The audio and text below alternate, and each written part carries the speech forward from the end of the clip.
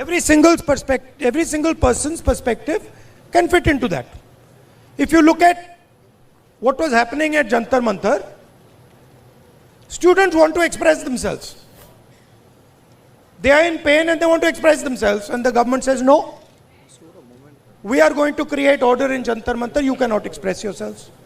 Today, a lady came to me whose daughter has been raped and killed in Uttarakhand 4 years ago. She's crying, she's trying to express herself, and the system says, sorry, we're not going to allow you to express yourself because it will create disorder if you express yourself. So, their job and their political philosophy is to impose an order on India, and an order that benefits them and certain other people. And our job is to make India express itself and break that order. It's not complicated. I'll show you. Sandeep, can you give me an order?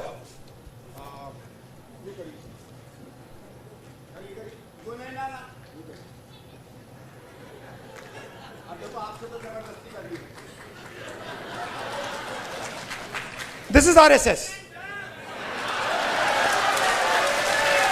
This is रचनात्मक कांग्रेस. एक और order दो भाई, हाथ मिलाने का order दे दो. चलो सिंपल कर देते हैं, फ्रेंडली जेस्चर, हाथ मिलाने का ऑर्डर कर देते हैं. हाथ मिलाने का ऑर्डर दो. Our job is very simple, and we can drive them crazy. इनको हम मतलब पागल कर देंगे. मैं आपको बता रहा हूं, नरेंद्र मोदी रात को नहीं सोता है.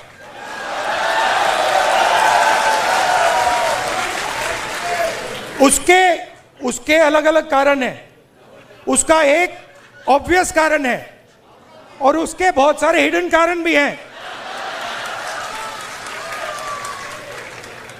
आपने देखा अमित शाह, सो कॉल्ड, क्या कहते थे उसको पहले, चाणक्य, और क्या कहते थे, Sardar Patel,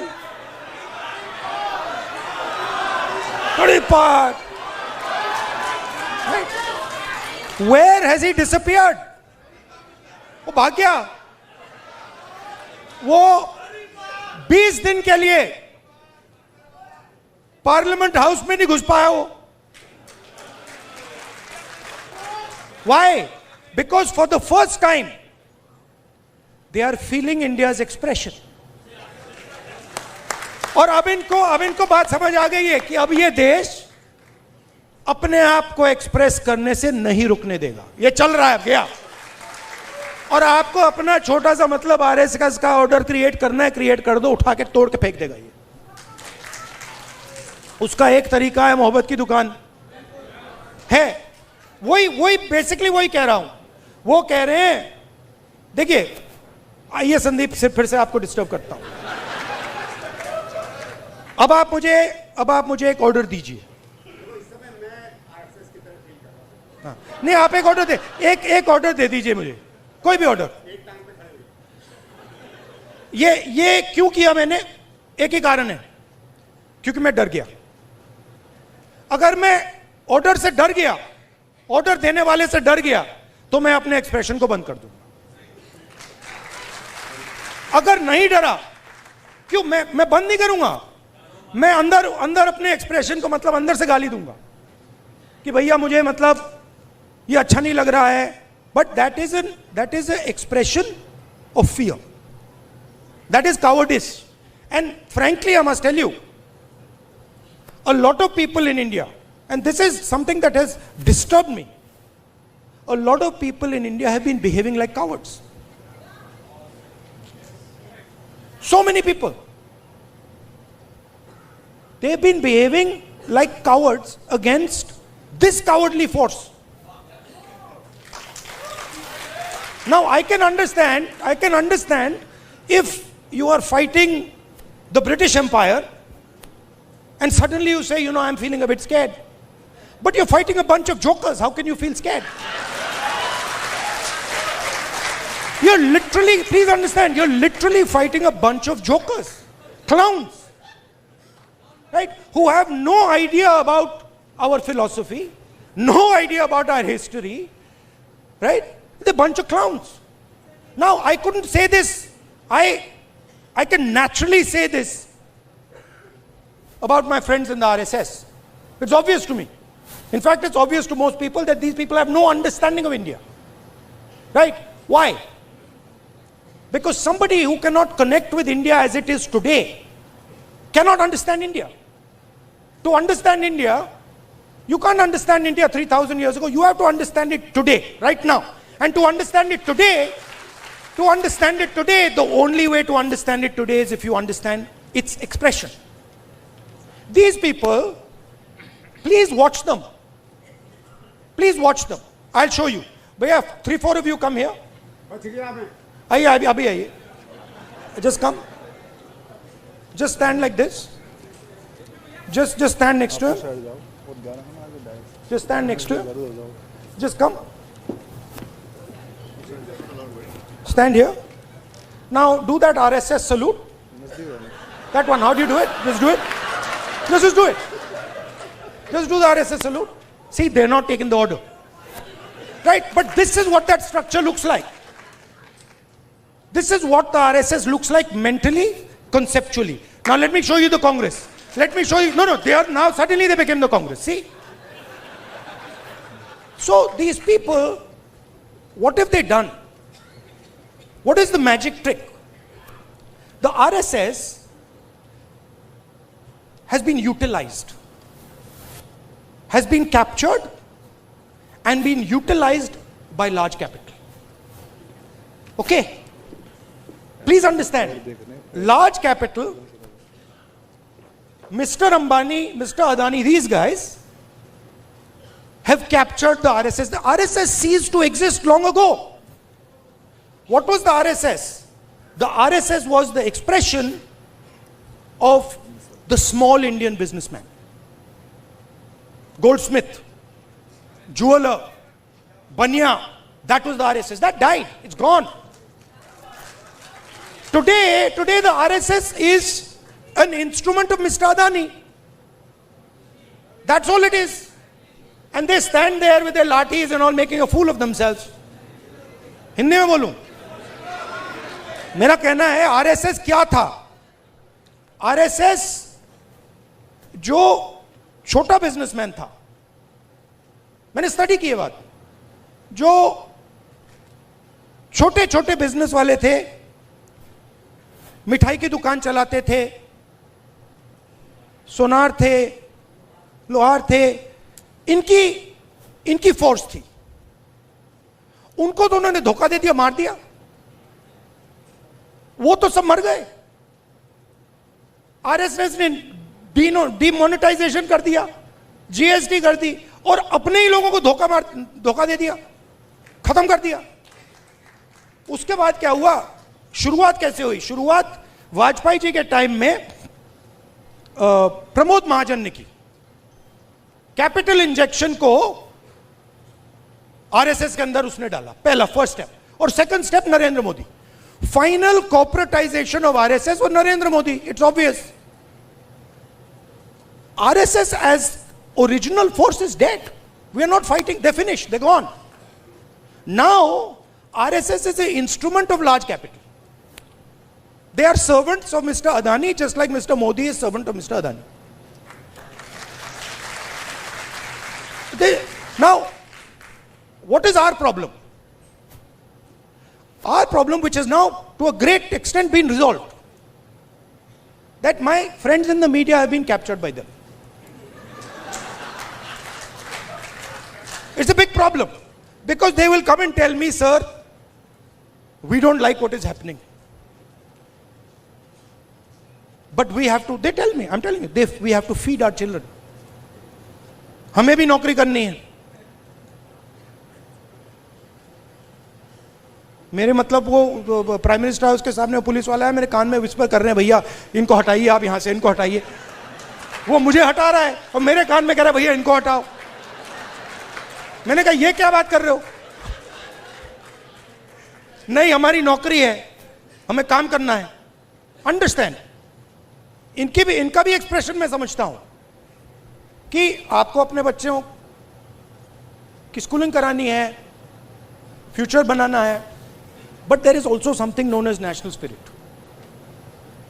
What is national spirit? National spirit is we are not going to allow a bunch of clowns to create order over us.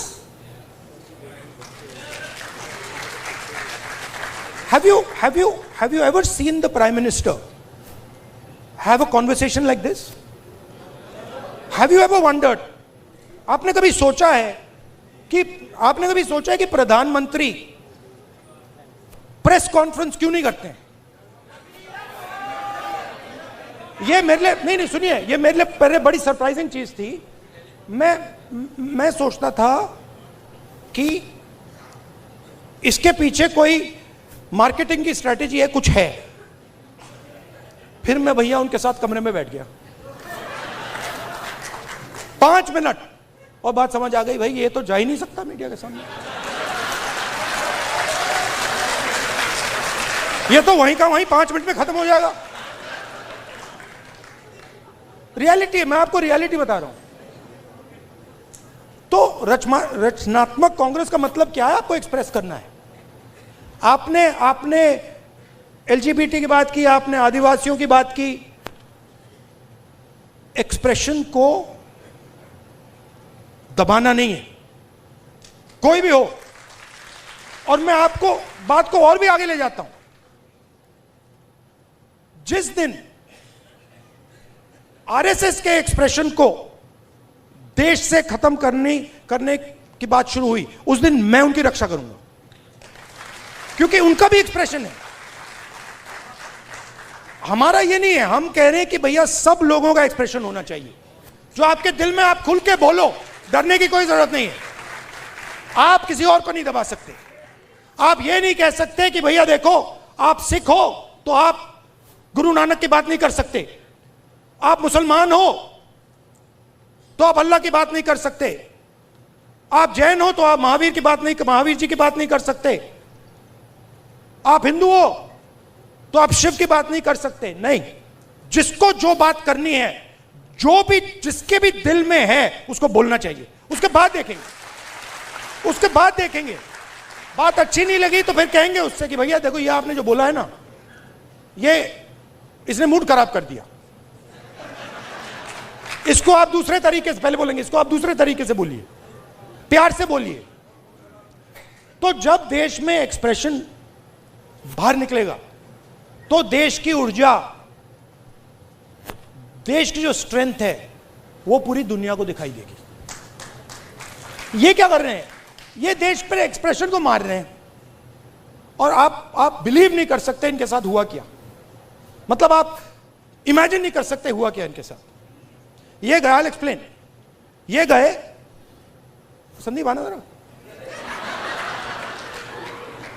ये इनका पता नहीं कहां से इनके दिमाग में घुस गया। अब अजीब चीजें घुस जाती है, बट इनके माइंड में घुस गया कि foreign policy is this.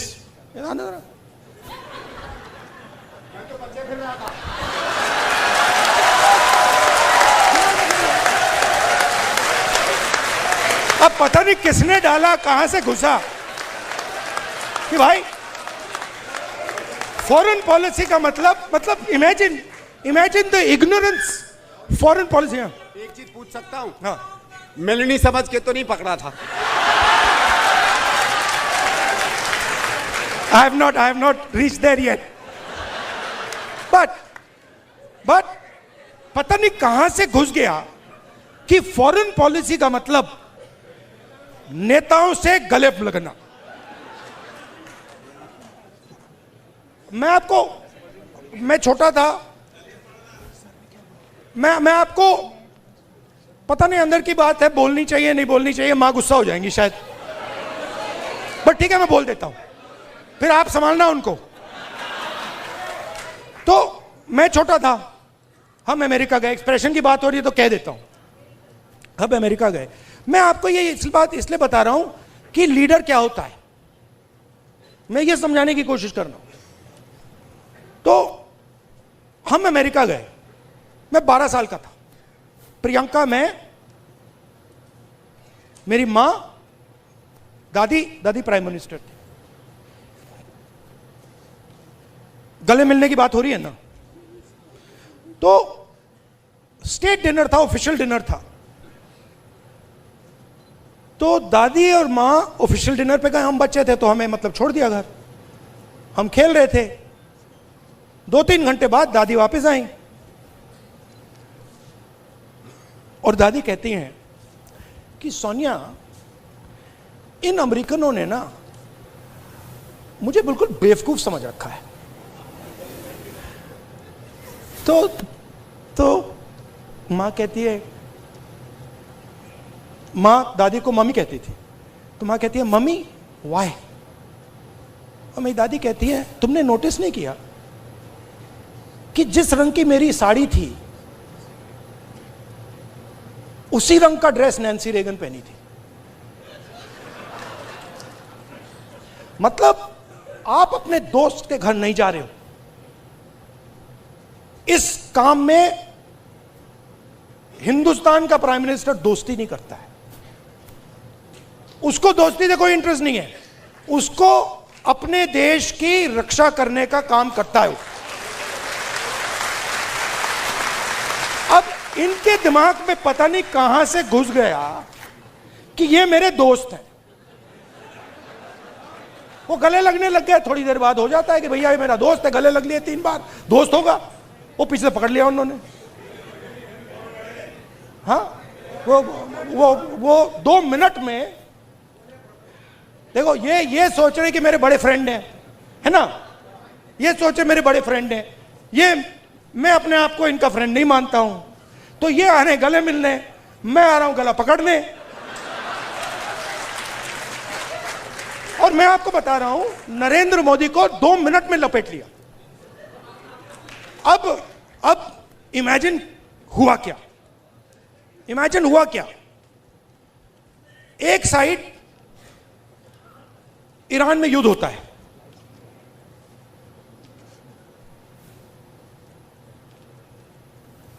Hindustan के लिए अगर हिंदुस्तान अपनी स्ट्रेंथ को समझता और अगर हिंदुस्तान का नेता इंदिरा गांधी जी जैसा होता तो हिंदुस्तान के लिए दुनिया में सबसे बड़ी अपॉर्चुनिटी आपके सामने आई। कौन सी कि भैया ईरान हमारा पुराना दोस्त, अमेरिका हमारा दोस्त, रशिया हमारा दोस्त, चलो भैया हम रेलेवेंट बन जाते हैं, इनकी दोस्ती बनाते हैं। हुआ क्या? नहीं हुआ क्या, पाकिस्तान ने हमें जगह उठा के ले गया। जो मीडिएटर पाकिस्तान बन गया और हिंदुस्तान, मोदी जी देखते रह गए। ये हुआ क्या भाई, ये कैसे हुआ? अब क्या हुआ? अभी ये मीडिया वाले आपको बता नहीं रहे, मुझे मालूम है। आजकल भैया मैं आपको बता रहा हूं, मोदी जी के ऑफिस के अंदर से मुझे इंफॉर्मेशन मिलती है। पूरा रिवोल्ट चल रहा है अंदर। हुआ क्या?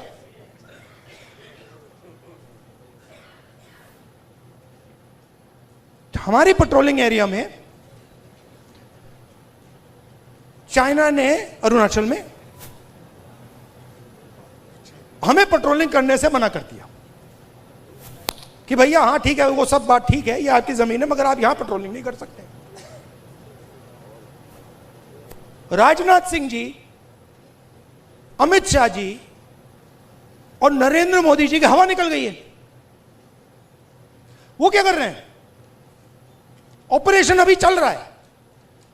सारे मीडिया के एडिटर्स को कॉल कर रहे हैं कि भैया ये बात आप अपने अखबारों में मत डालो, छुपाओ।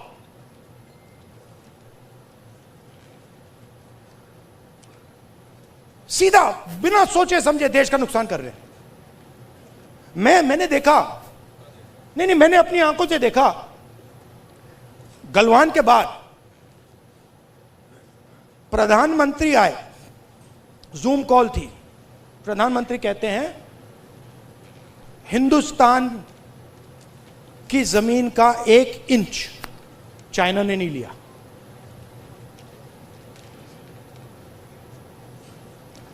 उसके बाद आर्मी कहती है कि भैया हिंदुस्तान की जमीन तो ले गए। आप सोचिए, चाइना को मैसेज किया गया, चाइना के नेगोशिएटर्स ने हमारे नेगोशिएटर से कहा कि आप क्या बकवास कर रहे हो, आपके प्रधानमंत्री ने बोला हमारी आपकी जमीन नहीं गई। फैक्ट बोल रहा हूं आपको। आर्मी कह रही है कि भैया हमारी जमीन गई, चाइना का नेगोशिएटर कह क्या बकवास कर रहे हो, तुम्हारा तो प्रधानमंत्री कह रहा नहीं गई है, जाके उनसे बात करो। तो इन्होंने इंटरनली देश को खत्म कर दिया है, फॉरेन पॉलिसी उड़ा दी है, और सारा का सारा काम अपना जो पॉलिटिकल स्ट्रक्चर है उसको फाइनेंस करने के लिए, अदानी जी का पैसा लेने के लिए ये उन्होंने किया है। अब ठीक है, पहले क्या था, मूड खराब था, आप लोगों में भी मूड खराब था, मेरे पास लोग आते थे भैया ये कब होगा, कब खत्म होगा, कब खत्म होगा, इसमें तो 10 साल लग जाएंगे। अब तो नहीं बिलीव करते ना, है ना, अब तो हो गया ना। हाँ, क्योंकि अब कांग्रेस पार्टी, ऑपोजिशन, सबका एक्सप्रेशन चालू है, अब नहीं रुकने वाला वो क्या। हाँ, thank you, tata, good bye. और मैं आपको बता रहा हूं, आप लिख लो, जिस दिन तक नरेंद्र मोदी अपना इस्तीफा नहीं देंगे, अमित शाह नहीं हटेगा, उस दिन तक नरेंद्र मोदी और अमित शाह नहीं सो पाएंगे। उनको हम जगा के रखेंगे, पूरी रात जगा के रखेंगे, जब तक वो कोलैप्स करके कहें कि भैया ये हमारी बस की नहीं है, माफ करो, छोड़ दो हमें। और बिना नफरत के, बिना हिंसा के, बिना नफरत के हम हमारी देश की संस्कृति, हमारे देश के कल्चर की लड़ाई लड़ रहे हैं। हमारा देश नफरत का नहीं है, मोहब्बत का है, प्यार का है, भाईचारे का है, अहिंसा का है। ये हम प्रूव करके दिखा देंगे सबको। अब आप सबको, जब आपको ऑर्डर मिले ऊपर से, अच्छा लास्ट बात बताता हूं, ये मैं बात समझा कब, ये ऑर्डर वाली, मैं एक दिन लोकसभा में ना, एक तो प्राइम मिनिस्टर का साइड होता है और एक ऑपोजिशन का होता है, तो एक दिन पता नहीं क्यों मैं उस साइड से जा रहा था ऊपर की ओर, तो वो बैठे हुए थे वहां पे। तो जब मैं वहां से निकला, वो मेरी ओर देख रहे थे सारे के सारे बीजेपी वाले, मैं थोड़ा उनके जानबूझ के थोड़ा ऐसे पास जा रहा था, और मैं, वो घूर घूर के देख रहे थे, मैं भी घूर घूर के वापस देख रहा था। तो एक बीजेपी के सांसद ने पता है क्या बोला, मैं सुन लिया, वो मेरे लिए एक्चुअली था नहीं, मगर मेरे कान में घुस गया वो, क्योंकि ओपोनेंट, मतलब ओपोनेंट गुरु होता है हमारे सिस्टम में, हमारी फिलोसॉफिकल सिस्टम में ओपोनेंट गुरु होता है, वो दुश्मन नहीं होता, वो हमें सिखाता है, और उससे हम नफरत नहीं करते हैं, उससे हम प्यार करते हैं, बट हम उसको समझाना चाहते हैं यार तू गलत रास्ते पे चला गया है, प्यार से। तो उसने क्या कहा, उसने कहा पता है, ये जो है ना, मेरे बारे में बोला, ये जो है ना, अपने कॉलीग से बोला, ये जो है ना प्रॉब्लम पता है क्या है, वो बोलता है क्या है, कहता है ये, फिर उसने थोड़ा गंदा शब्द यूज किया, वो मैं नहीं यूज करूंगा, स से, ये किसी खांचे नहीं, ये किसी भी खांचे में नहीं घुसता है, इसको ये कहीं भी नहीं फिट आता है, ये कहीं भी घुस जाता है, अपना करता रहता है। हां, मैं और हम सब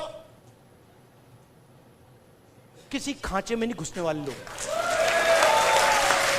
हमारे पास हजारों खांचे हैं। देखिए मैं आपको बताता हूं, आप सिख हैं, ठीक है, पहला खांचा। दूसरा खांचा, आप बॉलीवुड स्टार जैसे हैं लुक में, दूसरा खांचा। तीसरा खांचा, आप भाई हैं, राइट। चौथा खांचा, आप स्पोर्ट्समैन हो, राइट? हम सबके पास हजारों खांचे हैं, जो चूज करना कर लो, किसी एक खांचे में नहीं फंसना। Love you all, thank you very much, keep fighting.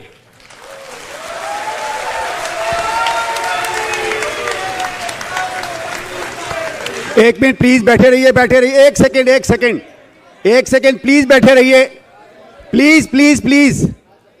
मैं दिल की गहराइयों से राहुल जी का धन्यवाद करता हूं, और आज का इस सत्र समाप्त होने के पहले आप लोगों से दरख्वास्त करूंगा कि राष्ट्रगान के लिए प्लीज खड़े हों। राहुल जी, आशीष, नेशनल एंथम प्लीज।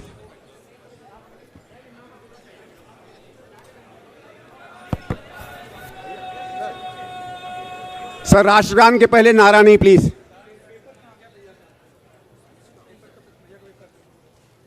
जनगण मन अधिनायक जय हे भारत भाग्य विधाता, पंजाब सिंध गुजरात मराठा द्राविड़ उत्कल बंगा, विंध्य हिमाचल यमुना गंगा उच्चल जलधि तरंगा, तव शुभ नामे जागे, तव शुभ आशीष मांगे, गाहे तव जय गाथा, जनगण मंगलदायक जय हे भारत भाग्य विधाता, जय हे जय हे जय हे, जय जय जय जय हे। राहुल जी, एक सेकंड राहुल जी, एक आखिरी, राहुल जी बस एक बात मैं आपको बताना चाहता हूं। एक सेकंड भैया, एक सेकंड। साहिर लुधियानवी की एक बहुत मशहूर कविता है जिसमें उन्होंने कहा है, ये सुबह कभी तो आएगी, ये हमारा प्रण है, ये सुबह हम ही तो लाएंगे। Thank you.